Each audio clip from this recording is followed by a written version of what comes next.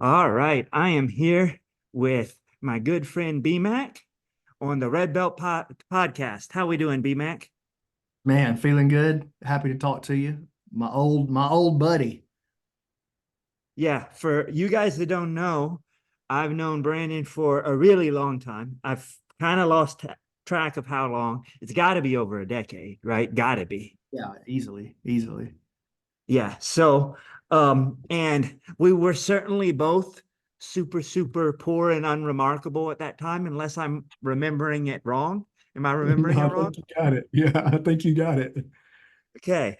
So, and remarkably, we're both now not poor and unremarkable. Well, that last part you can argue whatever with me, but Brandon's definitely making a great name for himself in all sorts of different pieces of the BJJ community, successful gym, successful online presence, now successful tournament circuit, PGF.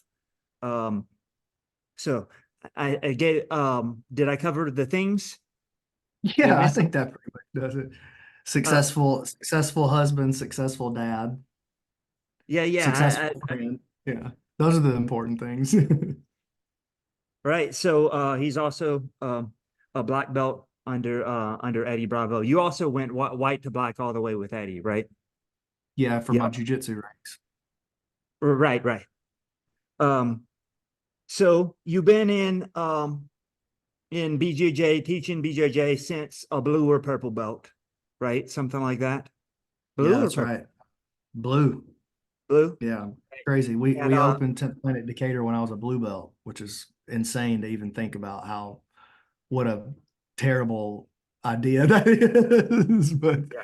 it is what it is. I was also teaching at Blue. I was teaching for free at Blue, right, at a hot bucks in a club, and I was getting started to open. I just so happened to get my purple right before we were opening. But yeah, we were in similar spots with that. So um I guess less Brandon would be qualified to cover all sorts of topics, but let's start with like if you were given the you that was starting out back then some quick advice if you just had a small amount and no future prophecies like buy Bitcoin, right? We got to give skills, Oh, right? okay. That would have Like been a good one. skill information.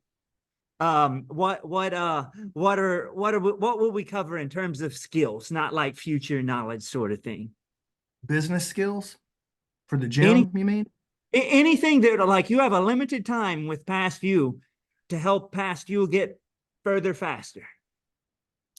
Um, get systems going as quickly as possible.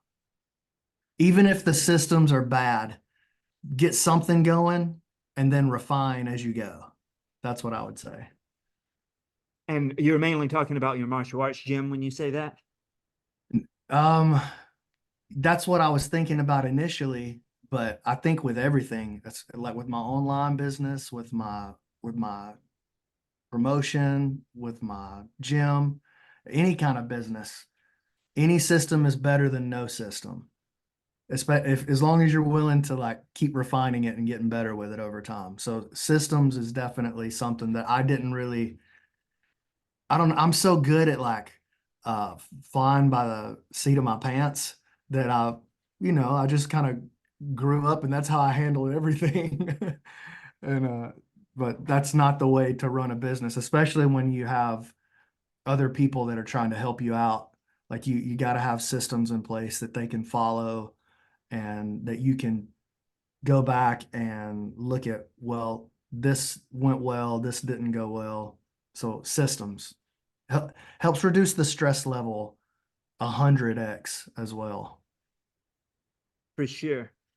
So I met the version of Brandon you're talking about, right? And I'm gonna guess that if you said that, he wouldn't know what he wouldn't know what to do with that piece of advice, I'm guessing. So could you elaborate for future Brandon, for past Brandon and people in that spot? Because that's a lot of people, because almost everybody that I've ever met, 95% that run a BJJ gym are flying by the seat of their pants. Straight up to Yeah. the lesson plan. What are we going to cover today? I guess let's work the Kimura. To the you know what I'm talking about. Yeah. To like how we're gonna sign up people. Go roll with so and so. Oh, you're crawling off the mat. How'd you like it? Like just from everything, I would say most people, but like you say that sounds good, right? But and even me with the engineering background, I would understand what systems were, but like that wouldn't be enough information for me to know, like, how do I go about developing these systems? Um, that's hard to say, like to old Brandon, like which systems. But I think whatever it is that you're gonna do, whatever your objectives are. So like let's just take the gym business, for example. You're gonna have to have a sales system, you're gonna have to have a leads system, you're gonna have to have a closing system, you're gonna have to have a system on how to follow up, on how to deal with problems that arise. Anything that happens in the business more than once needs a system. Appointment So, setting system, probably also. of course, yeah, everything like a cleaning system. Like you need a little system on how the mats get cleaned. You need a little system on how to sell a rash guard. So everything that you can systemize, if like, and have a tight system with, you can delegate. And that leaves you free to work on the business instead of in the business. It's super interesting that you said exactly that, because what I've been thinking about for like as an offer. So I try to make these value oriented and not like pitchy, but I'm not sure, but I'm actually thinking about like that being an offer I make, like, hey, done for you, because I've taught like a 5 day challenge and I invited people to do it free. And I taught exactly this, different systems and stuff. And what happened is people didn't implement. So I was like, what if I like set up a lead magnet where I gave away that course and I taught people to do it. And then what I sold on the back end is, hey, I'll just build out. Now I can't build out everything. I can build out a lot of automation for you and I can give you all my scripts and stuff like that. There's going to still be some learning for you because it's your business and it's an in-person business. But I was just thinking about that, like done for you systems is what actually people need. If people will buy it, I don't know. But that's like what people really need. If I could just package that. I was thinking about that yesterday and today, actually. Yeah, if you could find a way to put it all down. The problem is exactly what you said, is like people are not going to implement, you know, like That was the first thing like I did this challenge and I gave people homework and whatever. And like, and one part of my problem was I was just bleeding heart and gave it all away for free. Right. And so when I yeah. did that, it's like, that's very little skin in the game when people haven't paid anything for it. But I was been thinking after that, like, is there a way to take 90% of that and like just do it for these people? Because many of these people, even if they're broke, they'd probably rather pay something than do all this work.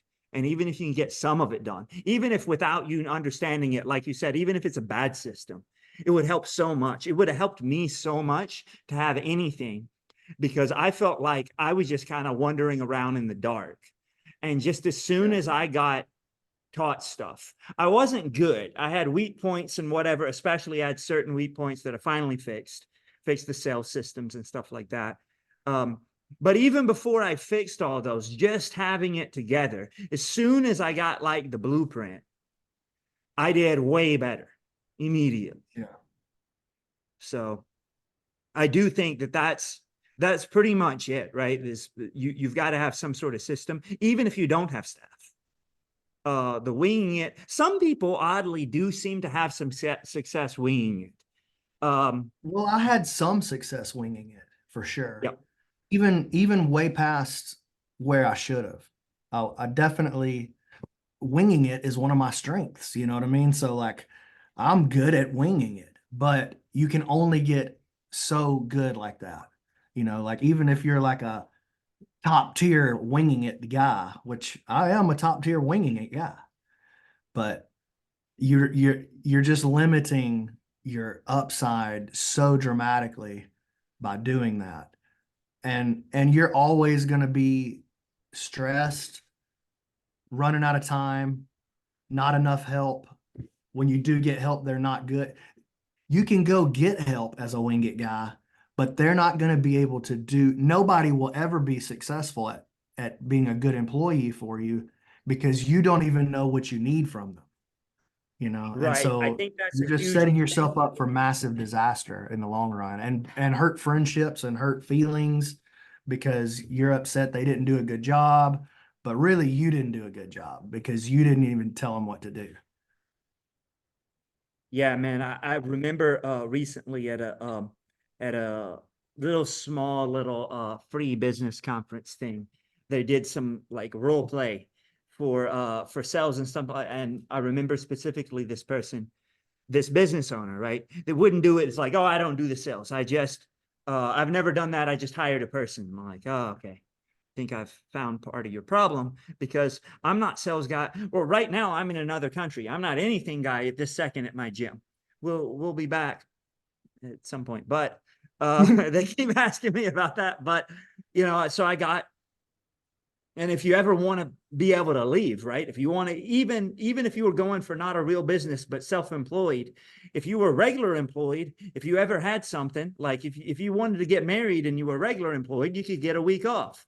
But if you're self-employed and you don't have systems, you are a super prisoner. You will never be able to leave, right? So systems is the only way to set you free. Even if you plan on working yourself, you don't ever plan on like taking a lot of time off. Like you don't know, you might get some sort of sick. We won't say the C word, but you could get anything and have to be out for a couple weeks and then your school's done, I guess, if you don't have any systems in place. So yeah, I think that's the answer right there for sure. So um don't really know how to elaborate further with that for people at this time other than just like think about every single piece that you need to do and how can we systemize that. I want to Yeah, ask just another. Yeah, write go the ahead. steps down. I would say just whatever it is, like, okay, this task comes up commonly in my business. Somebody calls in on the phone and asks about how to sign up for class or interested in class. Take that phone call, and even if you are terrible at receiving leads over the phone, what are the steps that you would do if you did it perfectly? Just write those down, follow it next time, make the changes that you didn't like, and just start refining the system and improving the system over time. Like, I don't think it really, and maybe this is not true, but this is how I feel. I don't think it really matters what the system is, but you need a system for pretty much every little thing. You need a standard operating procedure for every little thing. How to upload a video to the website, how to make a post on Instagram. Like, you should know what that looks like so that you can take your manual and hand it off to somebody so that you can get sick for 3 days if you need to. Yeah, or even you do it because this is going to make you better at doing it. I will say that 100%. you said that I don't know if I agree with you 100% about the right way and wrong way, but I know there's a bunch of ways, right? There might Yeah. be wrong ways though. But also I do think if you just go, you will kind of rediscover the will. I do think the shortcut is if you go, there's so much training and information out there. If when you write this down, if you went ahead and like asked some like either bought coaching or just sought out free warrior sources or whatever and compared what you did to other, like looked at what some of the better people are doing and like, okay, is there anything I could do? I do think that's the shortcut. That for sure there's more than one way. You look at different high level business guys and they don't always do it all the same way. They do always, you'll almost always see some common things. And one is that if you're at a very high level, they all have some sort of system. They're all very systemized. They all have SOPs. And they all know exactly which steps. And for this business, the steps almost always look almost the same. in my experience. Yeah, In terms of like onboarding getting the lead, the appointment set, the show rate, the no shows, the yeah, reschedule. for the gym business for sure. For the promotion business, not at all. Mhm. And for the online business, the online jujitsu business, it's just a lot less of a proven model to like a lot less people know how to do it well. And so there's a lot of different ways to do it. Maybe it's not totally optimized. And that's landscape changes a lot faster too. So, but for the gym business, I do think you're probably right. Like there's a there's kind of a proven way to do it well. For sure. And for especially for the gym, I believe I know the answer to this question, and there is a little bit on different sides of it, but I want to ask it because this is what I think a lot of people are thinking. Yeah, Brandon is having a lot more success now because Brandon is a great black belt now, and he was just some blue belt. Of course, he wasn't doing good at blue belt. He talks about all these systems, but he didn't have his black belt yet. If he just had his black belt, so we'll say this way, if I gave you, went back in time and gave that Brandon all of the jujitsu knowledge current Brandon had, just like Matrix style, I uploaded you, boom. Oh, But cool. that's all I got. That's all you got. You didn't get anything else. You didn't get any business knowledge, any experiences you got around the way. You just got the on the mat jujitsu stuff. I also gave you some of the teaching stuff, right? Well, let's two-part the question. First, I didn't even give you any more teaching skills, just the jujitsu, which in itself will make it easier to teach good jujitsu if your jujitsu is just more awesome, right? So Yeah. didn't give you any teaching, so right there, but I gave you all the black belt knowledge you have all the way till now. How like do you need the system still? How much did that help you? How much more money do you start making next month? Some more, but not enough to have a thriving business that can afford employ. I don't think that that's the real factor in a successful gym. Agree. Um, So now that I think I'll give you the teaching piece too. Is it still true? that would help too. Things would get better. And I think over time that you could be a great black belt that's a great teacher and you could have a gym that pays your bills and keeps you from having to have another job. But I don't think it ever gets much bigger than that. Agree. I've So I just seen that happen so many times, like where, like, yeah. wow, this guy's a really good black belt. He's a nice guy. He's personable, but he doesn't know how to run a business. And so he's just always like kind of spinning his wheels. Two guys sign up, two guys quit, three guys sign up, two guys quit. And over time, maybe he gets up to 60 or 100 members, but never really can like break through into that spot where he can hire help or take a vacation or compete like he wants to or whatever, pick up a new hobby, any of that stuff, learn to cook, whatever. Right. Well, I think a lot of people don't realize there's actually steps you can do to grow your business. They think their strategy is this, right? For those of you Yeah. guys that are listening on audio, I just crossed my fingers. It's like, hey, I sure hope everything, if I do the right things, like build it and they will come, right?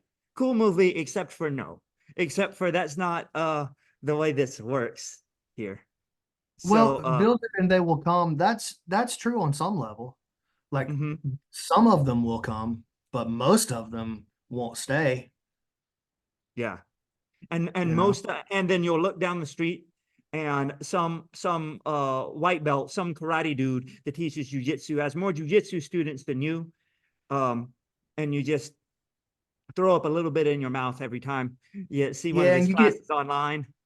you And get bitter and you start wondering why all that's happening and yeah, it's just not a it's just a recipe for mediocrity if you don't have systems.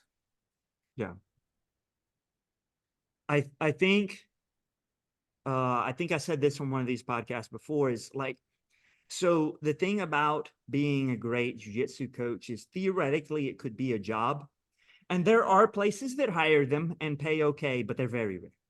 So in general, people don't want to be a business owner. A lot of them, some of them do. They want to be an entrepreneur, but some of them, they just want to teach jujitsu for a living. And they Yeah. think that's what they're doing when they open up, but that's not what you're doing. That's not your primary job. It's like thing 4 or 5 on your priority list. Unfortunately, is the fulfillment of your classes. There's so much to worry about, and you're not passionate about or caring about the other things. So if you could find, and the landscape is changing. I think there will be more of those jobs. I personally plan on producing more, and we can educate more people in here, more successful people. Like, it's not for everybody. Some people will just produce the coaching jobs, and those jobs Yeah. theoretically could get better and better and be excellent jobs. But if you are a business owner, your job isn't just to go coach. Some people, that's all they do. They just go coach and teach. They don't do any of the rest of it, and they wait to get better. And you're exactly right. You can get to some level like that, because I've seen it, but not always. There's a big luck factor. If you have some bad luck, you don't know how to recover. And sometimes in your area, you just don't make it. It could go both ways. And I do think in the future that this space, jiu-jitsu is becoming more popular. You're going to have more of these tap out gyms and stuff. Like they hired the fake belts and stuff at first because they didn't know what they're doing, but they're going to figure out what they're doing. And I Yeah. think the threshold to have a successful business in jiu-jitsu, I think you're going to need more to know more about business. I don't think you just knowing how to teach is going to cut it soon. Yeah. Having a great, people have different opinions on this, I guess, but having a great partner to me is really important. I think you need, like for me, my wife is my business partner. And I feel really lucky to be able to work with her. She's so smart and so talented and such a hardworking person. But we're very different people. And that's our biggest strength. Is I'm a very much like a head in the clouds type. Like I'm the dreamer. I look at everything from 30,000 feet and where this could go and mega optimism. But Lindsay, she doesn't operate there. She likes to play with her hands in the dirt. So that's what we always say is I'm head in the clouds, she's hands in the dirt. That's what she likes to do. That's what her strength is. And her weakness is head in the clouds. But that's my strength. And what she does is my weakness. So having opposing strengths and weaknesses and a partner in a business partner to me is a huge, huge, huge factor in how well we've been able to do with all my businesses. She's the best. But I would say, so we'll ignore the we'll just talk about business partner, right, at this second. And because there's a lot of different opinions on that, because you'll hear a lot of terrible stories about Yeah, and business I've definitely heard a partners. lot of nightmare stories about business partners. I've seen it happen firsthand to my friends for Yep, sure. So I I've seen a hesitate to lot of tell it. everybody to get a business partner, but to me, that's been a huge factor. Right. So I will say that it's much easier to work on your strengths and hire or partner up around your weaknesses. And when Yeah, you're beginning, you're not going to be able to hire somebody at the caliber that you really need. And really, it'll never be the same as a partner anyway. So yeah, I will say that at a certain level, you'll meet people, and like every business partnership is a disaster, every single one of them. As you yeah. look That's at the probably because higher they're a levels, disaster. what? That's because they're a disaster, though. That's what I was about to say. At the higher levels, I know people at BJJ and MMA gyms with very successful partnerships that worked out very well. But basically, when things are bad and you don't have good systems, like you need the systems even worse with somebody else, and then like the blame game goes Yes. on and stuff like that. So I do feel like that you really need it more. So I do think partnerships can work, even if they're not your wife, right? I think they can work, but I think if both of you guys are purely head in the clouds with no like system, like you're both just have an idea, like the partnerships you hear about is the Muay Thai coach and the Jiu-Jitsu coach, something like that. Yeah, we're going to get together and pull our student base and whatever. And like, I usually tell people like, yeah, just sublease or something. Don't intertwine it because you guys aren't really interested in working together. You're just hoping together you can afford the rent, and Yeah. and nobody has any strategy. So Yeah, I read this book one time called Rocket Fuel. Me and Lindsay read it together, and it was about, I can't remember who wrote it, but it's called Rocket Fuel. But it's all about like partnerships business partnerships that work. And the basic premise is he says you need an innovator and you need an executor. You know what I'm saying? So you need the person who strategizes and the person who goes out and puts their hands in the dirt and gets it done. And every real partnership that's successful is pretty much that. how do you keep people from getting bitter at innovator person? Because I get it. It's like, it seems like, well, but that person's not even doing anything.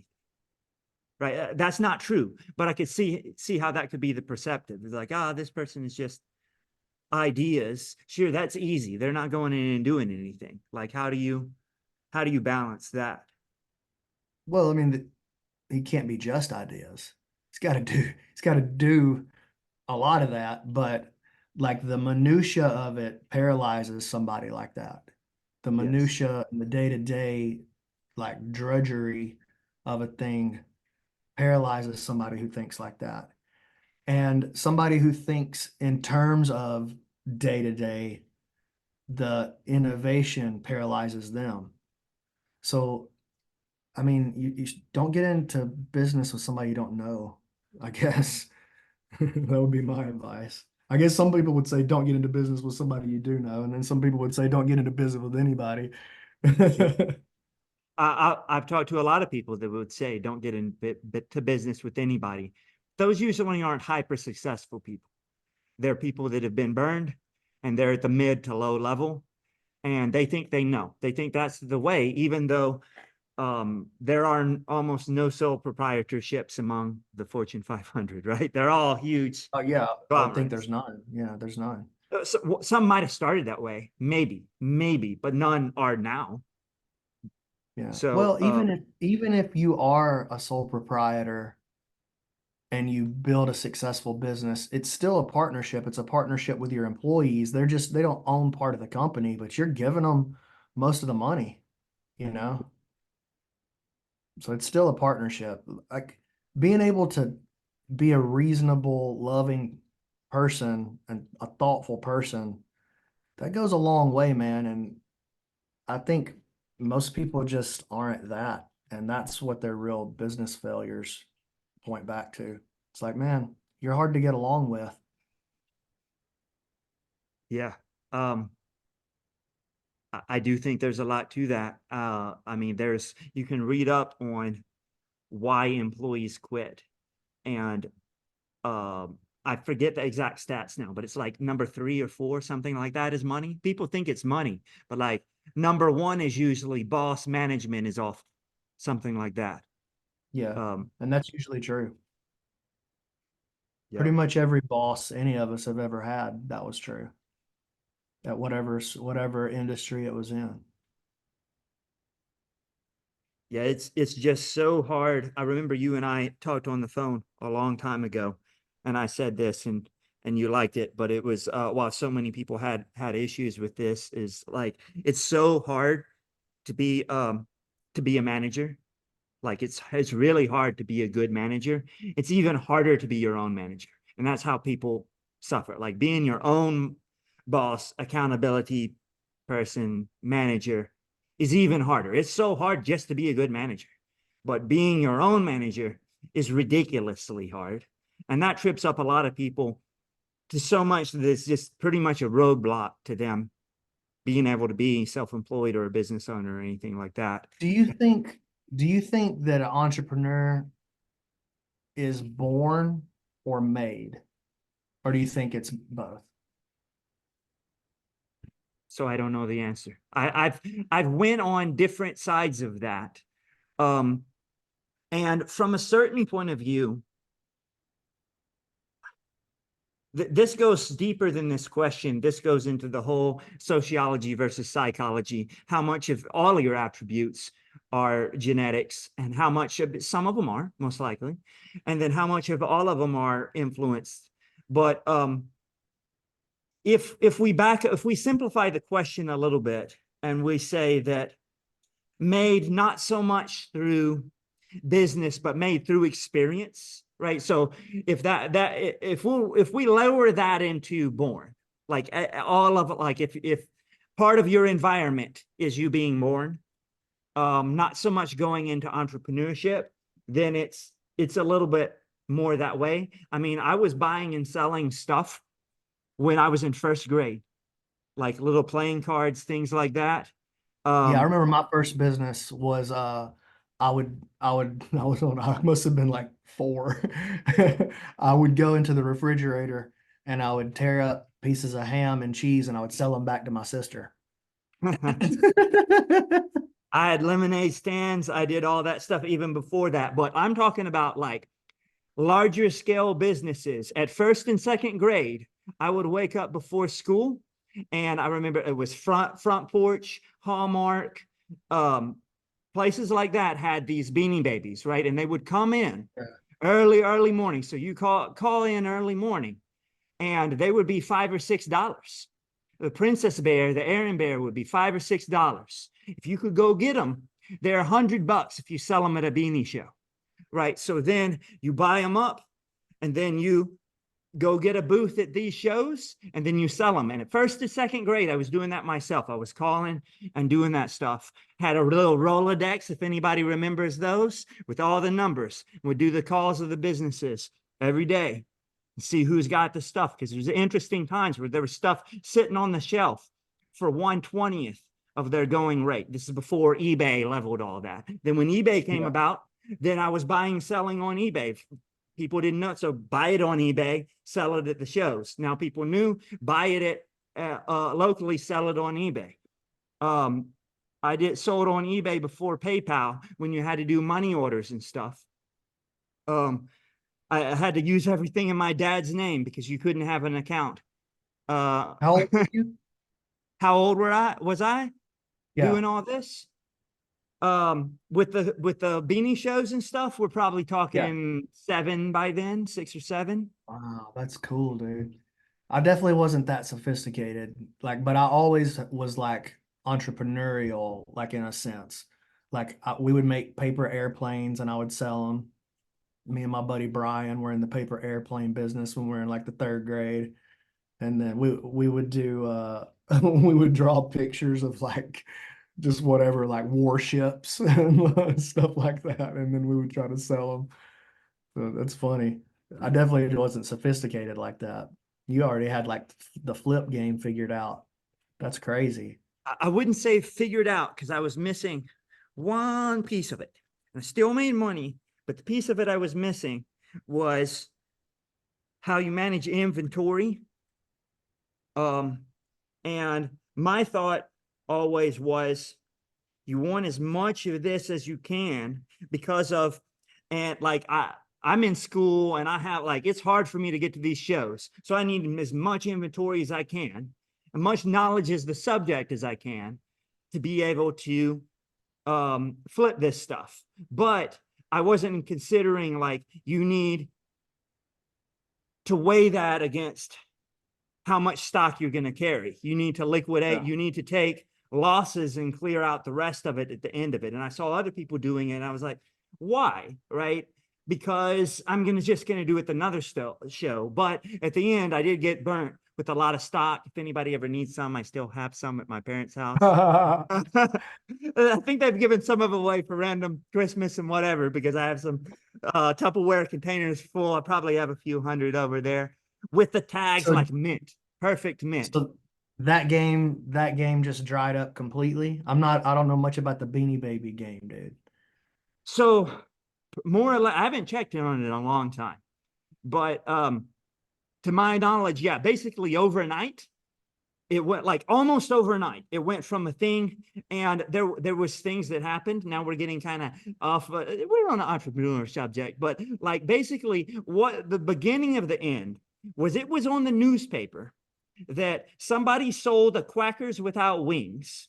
For anybody that knows what that, it wasn't the peanut royal blue was the most valuable ones, but the rarest one and one of the most valuable, the Quackers without wings. So Quackers is this duck. The first edition version of it didn't have wings on it, right? So somebody sold it on eBay for several grand, like thousands of dollars. Maybe it was even more than several grand. Maybe it was like 10 or 15,000. I don't remember. A lot. And this is before PayPal. This is before all the guarantees and stuff like that. What it was, and there was a picture of it in the paper. It was like national news. It was just a Quackers, so the $5 one that somebody cut the wings off of.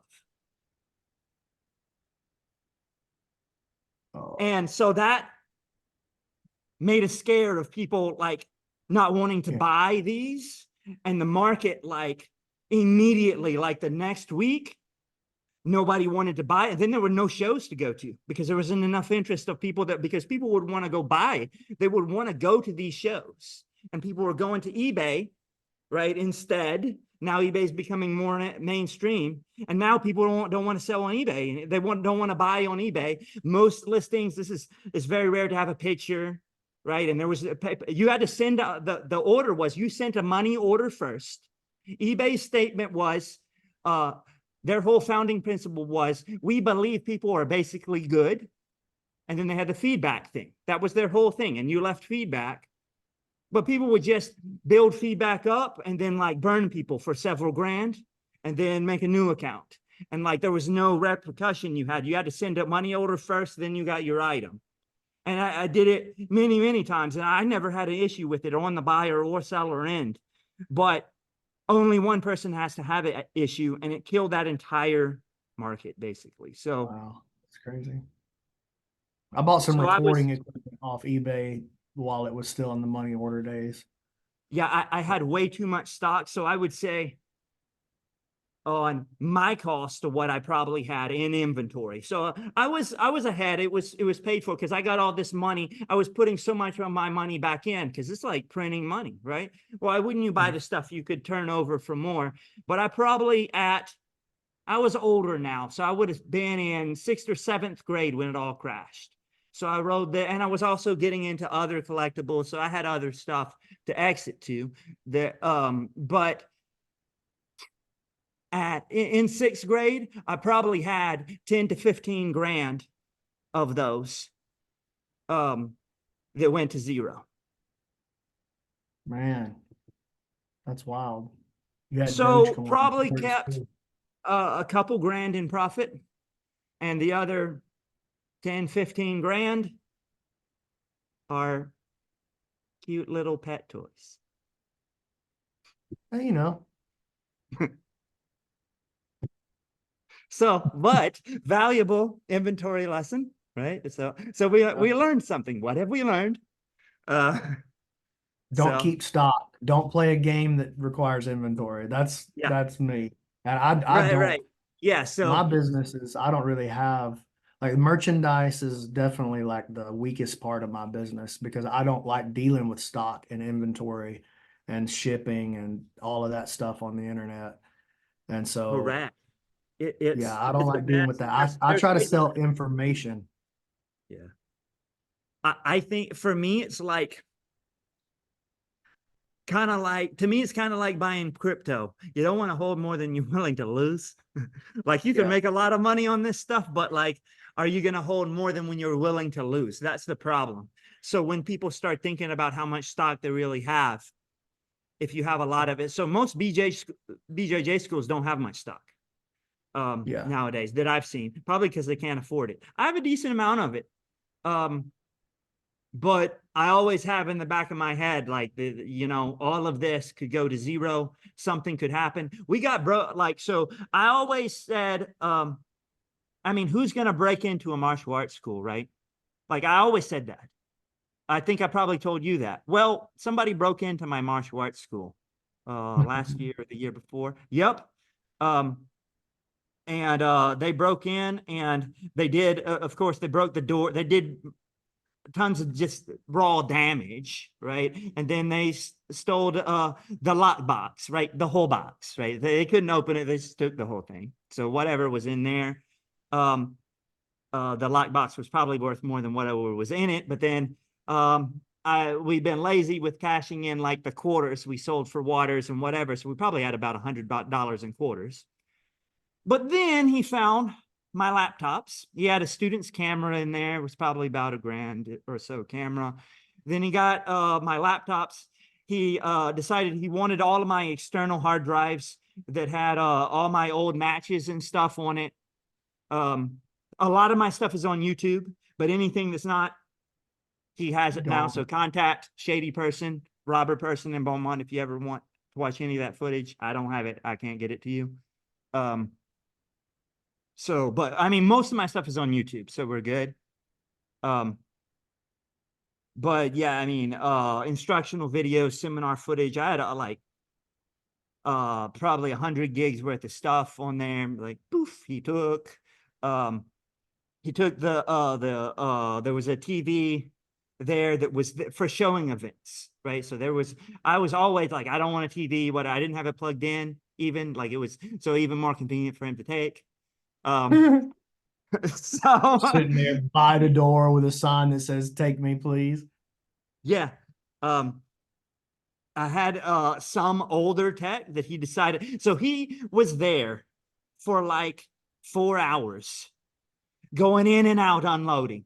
A bold little guy. And lucky little guy too, because I lived there for 8 years and I wasn't living there at that time, but I could have been in there. And that would have been a bad day for somebody. Maybe I would have died because he had that crowbar in there that he broke in with. But somebody would have had a really poor afternoon. Maybe both of us. No matter how it would have turned out, it would have been a bad afternoon for both of you. Yeah. No matter what would have happened. It's the levels of it's just about how bad it would have been. Yeah, yeah. Yeah, I mean, I was pretty likely to make the paper either way, though. So whether it's in the obituary section or somewhere in the paper, probably. But yes, so it goes to show that, and of course, the insurance covered 0 of that. How? Even though I carried it, but like they got all these special games they play when this happens. And I walked away with the big 0 from the insurance on it. So one thing about stock. Oh, and he took some of the gear just because he needed a box. So I was out of like medium and large rash guards only because that was the box he wanted. Yeah, So of course, those are the ones that sell. Yeah, like he took the right. I don't think he even wanted those. I remember when Eddie got robbed of those, and there was you remember that? There was like a homeless guy with one on. They didn't know what it was. I do They remember that. And then they just like threw it in the dumpster. And that guy, they asked him about it and like, where'd you get that? They passed by a homeless guy wearing 10th Planet HQ gear. That's crazy. So point of all this is there's risk of holding stock.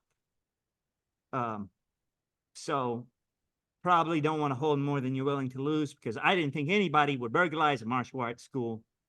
Surely there's somewhere where you could do better. And a lot of times there just happened to be all that stuff there. A lot of times there wasn't that much stuff there. And instead there was an angry little barn cat sleeping up there and almost no money. A broke, angry little barn cat sleeping up there and no money. But he did get some money. That said, what did he get paid for all that tech at a pawn shop or whatever? Probably next to nothing. Yeah, $200. If that. Or got scared and threw it all in the dumpster. Because I couldn't find it at any local pawn shop or anything. He like, oh man, all this stuff is. Those old externals are worth nothing because everybody wants a new tech. Yeah. But anyway, I learned it. How many times do I have to learn this lesson, old man? One of those. Don't hold too much stuff.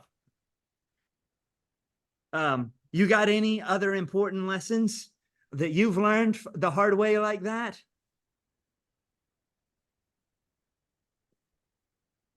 No, I mean, nothing comes to mind right away.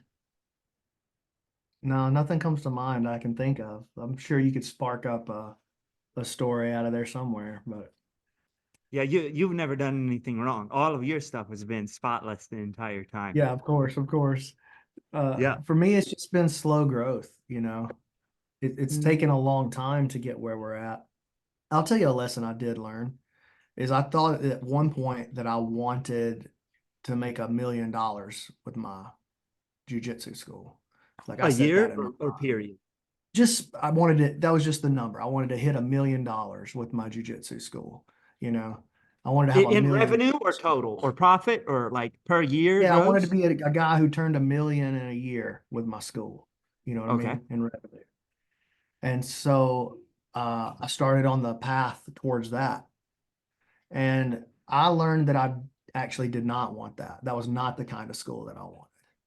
And so we pulled back several years ago now, like I don't know, 5 years ago, probably, maybe longer than that, actually. But anyway, I pulled back from that goal because it turns out that's not the kind of school that I want. Like I want a certain culture at my school and a certain atmosphere. And I want to be able to talk to the students about anything except their payment. You know what I mean? Like, so for me, one of the big lessons I learned was that I I wanted the gym to be a certain way, and it didn't matter to me if the gym even was profitable. It just needed to pay for itself. And I enjoyed the entrepreneurship in other avenues. Does that make sense? So for Yeah. me, the gym is more like my my sacred place. It's my sanctuary than it is my business. We have the systems that we want, but we don't implement the systems like that are the best systems in every spot because we don't want to do that. Like we just don't want it. That's not the kind of gym I want to have. Now, in my online business, systems, you know what I mean? I enjoy the entrepreneurship of the online business with the promotion. I enjoy the entrepreneurship of that. But with the gym, I didn't like, we started growing. Oh, system. We started growing. Oh man.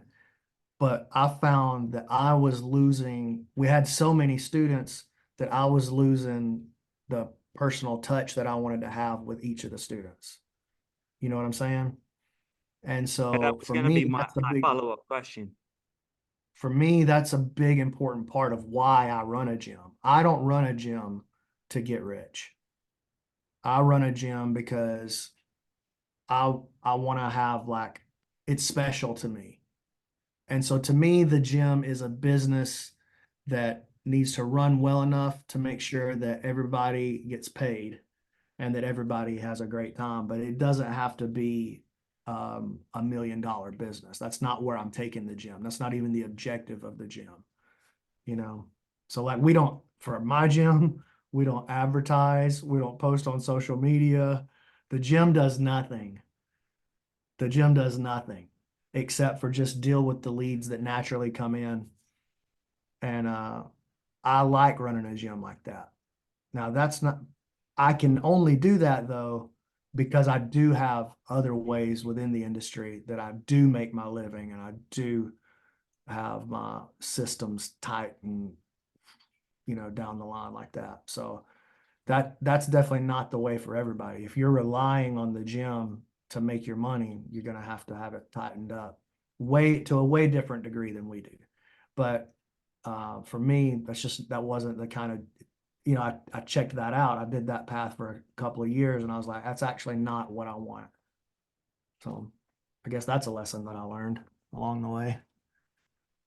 That's a big one. And I knew that about you already. I knew that your gym, that you made that decision to take most, if not all, your money elsewhere. And you didn't really want to, that you actually do have really good systems at your gym, but not like the scalability, right? And you're not wanting to Correct. put, right? You're not wanting to go that direction with it. Yeah, we have And systems that hit different goals. Yeah. You know what I'm saying? Like our systems aren't like revenue specific systems. They're more about like how to deal with how to create the culture and stuff that we want, which I think is super important. I think those systems are needed too. And I think that, so I've seen a couple different types of the type of gym that you thought you wanted, the super Yeah. gyms, the $1 million a year gyms. And I've seen two types. There's the types that got there because they can do huge amount of front end money and signups, but their churn is out of control, right? But they can outscale it. They can outrun it. They have a team of appointment sitters. They do tons of outgoing calls. They run a lot of ads, and they're going to sign more people up to take the other people's place. And then the other side, and these people got to sign up a lot of people too, though, because there will be inevitably, if you're talking a 500 to 1,000 person gym, you're going to have a lot of people leave. So you're going to need to put a lot of people back regardless. But the other pieces, if you talk about a lot of these famous schools, for instance, like the Marcelo Garcia Academy, things like that, I don't know that they really advertise, right? Now, of course, they advertise so organic, like people know about it, but like, did they really advertise much? They're a big gym, Yeah, though, a big gym. they're not playing the cost of customer acquisition game. Their culture, and people think, oh no, they just got a big name, but like, man, Eddie's school isn't that big. It's not small, but it's not that big. Many people in 10th Planet have a bigger one. Um, Probably you and I, not to be that guy, but I don't think I do at this point. My gym is under 300 total, but it's almost all adults, you well, Eddie know? has nothing but adults, I think, unless that's Yeah. changed. And I don't think if he's above that, it's not by much, right? I'm pretty sure he's above that, but I don't know, to be honest with you. I don't actually know. I don't actually know. So Yeah. that may not be so, but he doesn't have the size of gym that you may think. Yeah, but And it's mainly he's the because same I mean the way. front door's closed, Doesn't want it. right? Yeah, he doesn't want it. He there's nothing goes into that whatsoever. Like he's not trying to do that whatsoever. Um, ooh, it's Luke again over there. But yeah, so but the culture route that you're talking about is part of the secret. If you can get your churn rate like near zero, by getting your customer satisfaction rate sky high. And another side effect of getting your customer satisfaction rate sky high is your referrals are going to go up. Um, then when that happens, you can also have a pretty decently sized gym without as much of the advertising, things like that. Agree, disagree? That's my Yeah, thoughts. I think that's sort of true. I think it depends on where you live too. Like, Mm-hmm. it's I think the location becomes a big factor if you're In just just that relying strategy or period? the second strategy, Okay. like a Marcelo Garcia Academy, like as an example, where it's mostly built on the reputation of the instructors and the culture and et cetera, et cetera. He's in New York City.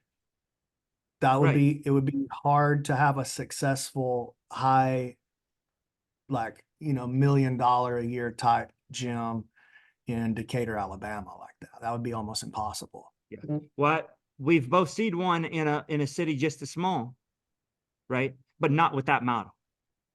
With Not with that model. Yeah, that's my point. they ran Yeah. tons of ads. I think you know the one I'm talking about too.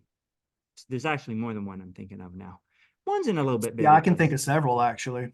No, but that are $1 million schools in a population of 30, 40,000 people or less. That is not that big of a place. Yep, they exist. They run ads. But even like 10th Planet Austin, I don't think they run any ads, honestly. I don't know that for yeah, sure. I don't think they I do think though. I bet they do. You think They so? Didn't yeah, used to. Austin's got a nice a nice business put together over there. Curtis Oh is yeah, I'm looking. not saying they didn't, but and they got cell systems, they got a lot of things. Um, but I know he brought me out there several years ago to talk about ads and things like that and like how to do that. And I know at that time he had a big, maybe not as big as now, but I want to say at least between all his locations, he was already over $1 million a year Yeah. at that time. And I can tell you for a fact at that time, he wasn't running any ads. Now, what was he doing great with organic Instagram? Yeah. Did he correctly leverage the On It Invitational? Yeah. He did all sorts of stuff. And there are other lead sources other than paid ads for sure. And he For was sure. leveraging a lot of those for sure. Are you frozen? Nope. I'm Uh, listening. so for other if you were going to say a specialty that you're super good at for somebody that's running a martial arts gym, though, like what can you share with people today? I mean, you gave them the systems, that's huge, but a specialty that you might could talk a little bit about to give them a little something. And that'd be, I mean, I'll tell you what my superpower is, but I don't know how to give it to somebody else. I It's, think I know what you're about to say, but go ahead. oh, Yeah. well, let's see. I'll be interested. I think my superpower is interpersonal relationships. Like I think that my superpower is being able to like care about you, like to truly care and try and do my best to make sure that you feel cared about. And but man, that's I don't know, how do you teach, how do you give that to somebody? Like some people that's their super villain power. They're terrible at that. And they have no interest in getting good at it. I don't know. So, well, I don't know. What were you about to say? That's exactly what I was about to say. Oh, I was probably going to word it a little bit different, but basically, I was going to say your ability to communicate and make people feel Yeah, that's a basically big feel deal. good. Um, and whether in general, like, because I know it was almost to a fault. You almost was a crutch for a while that you couldn't have coaches, right? Like you would leave and the attendance was dropped to next to nothing.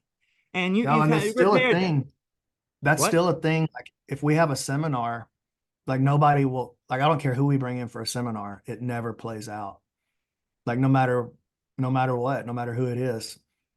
And people will be like, "Hey, can I stop through your school and do a seminar?" I'll be like, "Hey, you can, but I'm just letting you know there's a lot of places you should go besides here for a seminar." So yeah, Yeah, you definitely have to make a culture of seminars at your yeah, gym, but it's people are definitely there because they like you, and you got to be careful with that because that could be good or bad. And but yes, in general, at the room, when people have an issue, all different things, you're definitely good at that, and it's super valuable. And it's definitely it's honestly something I've been trying to mad scientists replicate for years, right? Like because my theory is from an engineering perspective, you have to be actually doing things, right? So there's things you're doing, there's steps you're taking to do the things you're doing.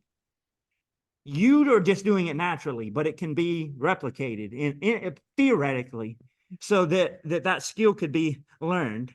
It's not yeah. This is the like way a serial killer thinks. What you're saying right now is how a serial killer thinks. Like, how can yeah, I well, a very pretend that I bad serial care? killer because I've never been able to do replicate. How can I pretend that I actually like this person?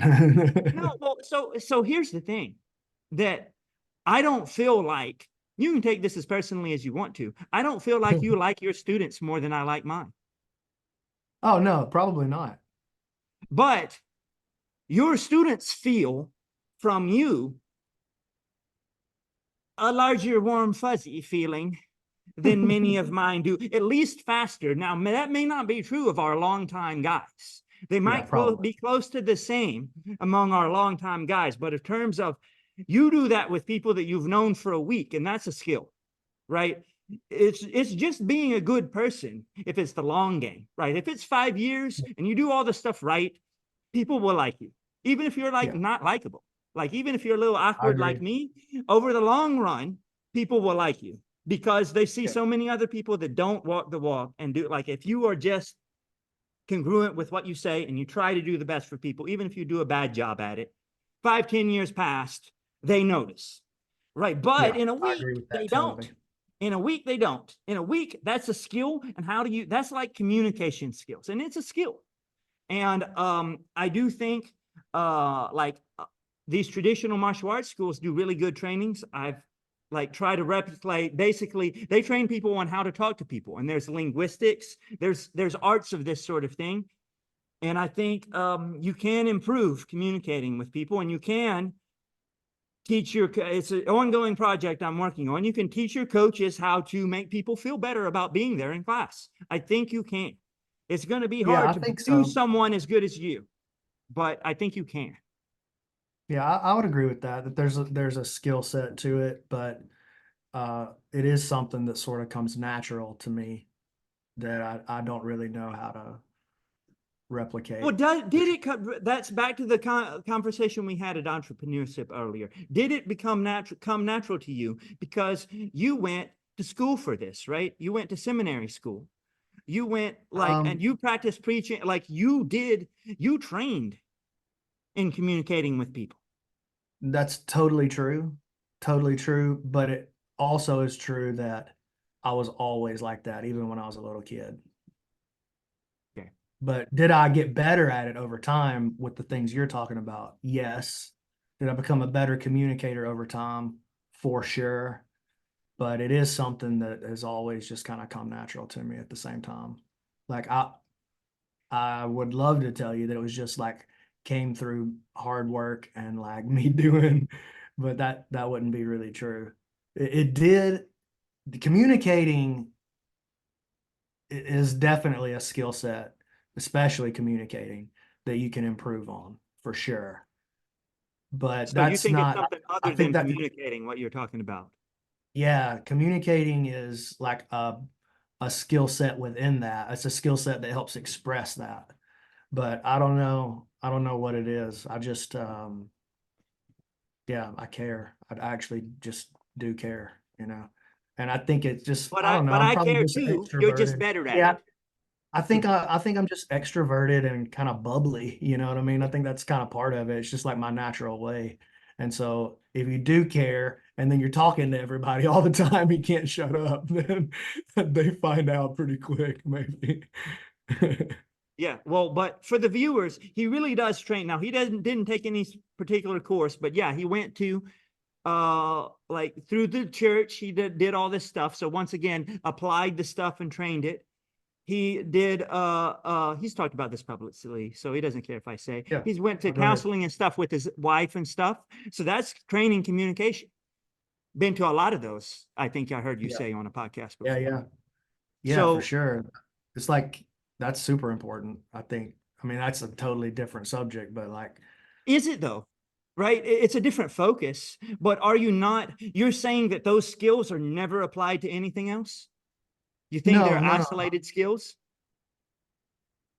No, I think how you learn anything is how you learn everything. I think if you pick up a skill and it's like conceptual learning, like if you find out that a concept is true in situation A, like with the guitar, Mm-hmm. whatever, like, oh, pressing pressing the strings doesn't make the guitar harder, doesn't make the guitar sound better. Okay. You start playing guitar as a kid, and so you find that out. Pressing the strings harder doesn't make it sound better. It just makes my fingers hurt and it makes me slow moving up and down the neck. Okay. I learned that as a 14-year-old. Well, now as a 35-year-old, you find out in jujitsu going harder doesn't make me better. Two totally unrelated things, but it's the same exact lesson. And once you notice a concept in situation A and in situation Z, you can now take that concept and confidently apply it across the board because you know that it was true in opposite situations. And so now you've learned once, like Musashi, once you see the way broadly you see it in all things, once you're able to grab a concept from a skill, you can take that concept and confidently lay it across whatever new thing that you're trying to improve on. And it'll almost certainly at least be a lever for you to get better at that thing. Yeah. I will say this, of all these people that didn't have good systems, didn't have good business strategies, basically have no idea what to do with their business. The ones that are successful, naturally while winging it with some level of success, seem to be very good communicators. Now, not all of them are good people, because I've personally experienced, like, so you could, that's why I'm saying I think it's a skill, because yes, over time, the long run, the real you shows. But a lot of these people, like, and eventually they burnt people and whatever, and people figured out. But like in the short run, some of it helps. I do think it helps if you're actually a good person and people do kind of feel it. But like just being extrovert, life of the party guy, like I think that can substitute for having some systems at some level. If you're like me, that didn't come in with that natural talent, that's kind of working on it, getting better at communicating, but is not really that guy, not really my skill set, then I struggled extra starting for sure because of that. So yep. So Brandon didn't tell you how to get good. We don't know how to get good at that skill. So it's a secret. As soon as Brandon figures it out, he should put that in a course. I'll buy it. Yeah, I'm not even trying to figure it out. I'm just hoarding it to myself. Yep, that sounds like him too. So, did you have any closing thoughts or any other thing before we wrap up today then? My main closing thought is I'm so proud of you, dude. Oh, I really am. Like having watched you come from where you were as a business and even as a jujitsu artist, where you started and where you've ended up right now, it's just been a blessing in my life to watch the growth of Brian and to see who you've become, how you did it is part of the reason I'm so proud of you. But I'm proud to have you as a friend and in a lot of ways as a mentor as well. So I love you. try not to cry on podcast. Go ahead. Go right ahead. Thanks so much, man. There's so much we didn't go through. I've learned a ton from Brandon too. So yeah, if you guys didn't pick it up, Brandon and I are real close, have been real close for a long time. One of my closest friends. So it's so great to have you on here. And maybe we'll sneak you back in again one day. But It's never gonna happen. I'm never coming back. It's over. that's okay. I'll get on yours then. All All right. I'll talk to you next time. right, love you, dude.